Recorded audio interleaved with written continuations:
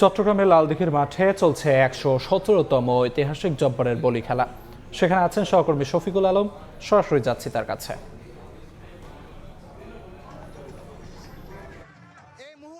একেবারে ফাইনাল খেলা চলছে, তুমুল লড়াই চলছে দুই প্রতিদ্বন্দ্বীর মধ্যে।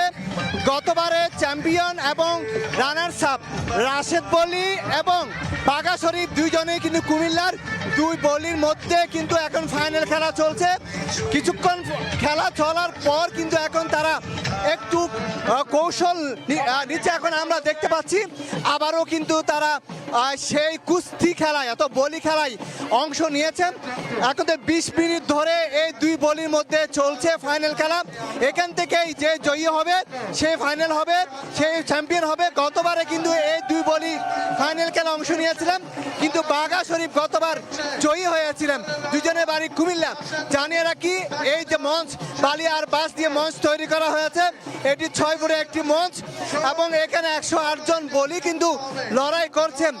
ব্রিটিশ বিরোধী আন্দোলনে যুব সমাজকে উদ্বুদ্ধ করার জন্য 1909 সালে আব্দুল জব্বার সৌদকে যে বলি খেলার প্রচলন শুরু করেছিলেন সেটি এখনো রয়েছে।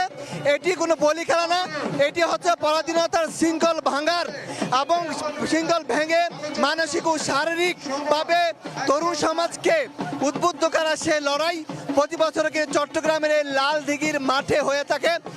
এই বলি খেলা উপলক্ষে আশেপাশে এলাকা জুড়ে প্রায় 1 কিলোমিটার জুড়ে বৈশাখী মেলা বসেছে।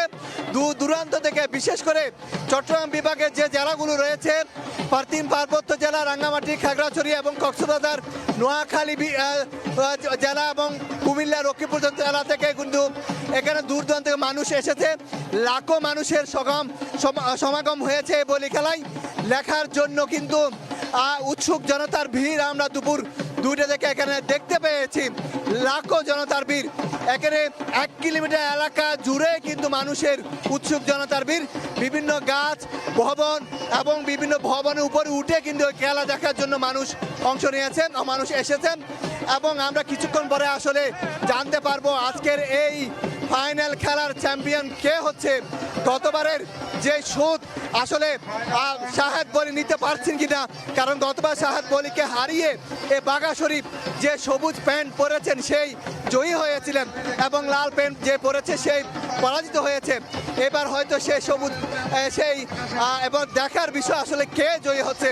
আমরা যতটুকু জেনেছি দুইজনের বাড়ি হচ্ছে কুমিল্লা, দুজনে এসেছেন। 108 জন বলি এ বলি খেলায় অংশ নিয়েছেন এবং এই যে কুস্তি মল্লযুদ্ধ বলা হয়েছে, যেটা কুস্তি খেলা বলা হচ্ছে এবং বলি খেলা হচ্ছে, এটি ফাইনাল খেলার কে জয়ী হবে, কে চ্যাম্পিয়ন হবে সেটির জন্য কিন্তু আমাদের হয়তো কয়েক মিনিট অপেক্ষা করতে হতে পারে। তো সব কিছু মিলিয়ে যেটি বলা হয় ঐতিহাসিক আব্দুল জব্বারের বলি খেলা একেবারে শেষ মুহূর্তে। কিছুক্ষণ পরে হয় 2 মিনিট পরে কিন্তু চ্যাম্পিয়ন যে হবে তাকে চ্যাম্পিয়ন হিসেবে ঘোষণা করা হবে। এই ছিল আমার কাছে সর্বশেষ তথ্য। চট্টগ্রামের লালদীঘির ময়দান থেকে সবশেষ জানাচ্ছিলেন সহকর্মী শফিকুল আলম।